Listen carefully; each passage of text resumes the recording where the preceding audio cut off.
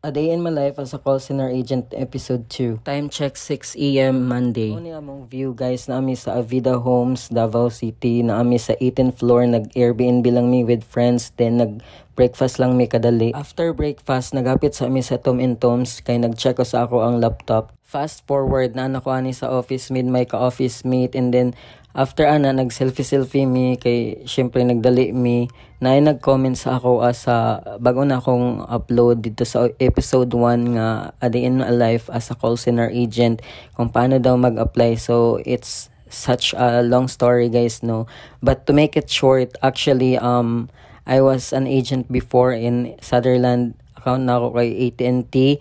Grabe gid kay siya ka lisod guys, tapos grabe ka hassle o grabe pod siya ka toxic, pero wala na ko gikaya guys, so I decided nga mag-stop lang sa, tapos tama pandemic pud to ato nga time. So na-stuck ko ato sa amo ang bukid dito sa Banisilan North, Cotabato. Then after 2 months kanang hapit na mahuman ang pandemic, I decided nga mag-apply na lang pod balik sa VXI. And luckily, nagstay ko diri sa Davao for almost one month before ko na-hire sa VXI. Kaya syempre nagpaabot ko. Gusto na ako sa VXI, gid ko mag-apply syempre.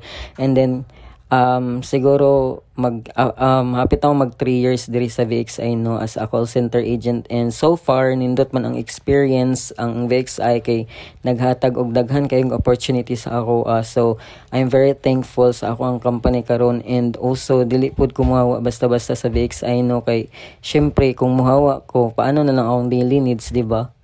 Og isa pa, syempre na ako'y commitment katong interview pa lang daan nga syempre gusto gid ko magdugay diri sa VXI, and also there's no reason for us to leave, di ba? Kung muhawa ka tapos mag-start na pud kag balik, so kapoy na kaayo. So it's better nga i-treasure na lang nimo imuhang trabaho karon kung unsay naa sa imuha, then i-love lang pud imong trabaho kay syempre dako ang tabang sa imuha pag naa kay trabaho. But if wala, magtanga lang ka, unsaon na lang imuhang pang-adlaw-adlaw nga kaon, di ba?